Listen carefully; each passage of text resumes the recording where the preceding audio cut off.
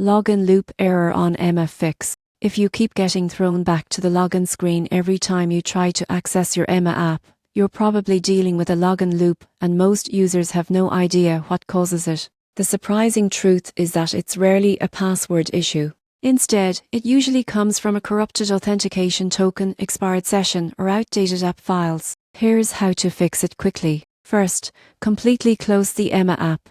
Don't just swipe it away, make sure it's fully stopped. Then, go to your phone settings, find the Emma app, and clear both the cache and stored data. This wipes out any expired login data that might be confusing the app. Next, check for updates in your app store. Emma frequently updates their connection protocols for linked accounts, and older versions sometimes fail to sync correctly. Install the latest version before trying again. When you open the app, enter your login details manually instead of using autofill.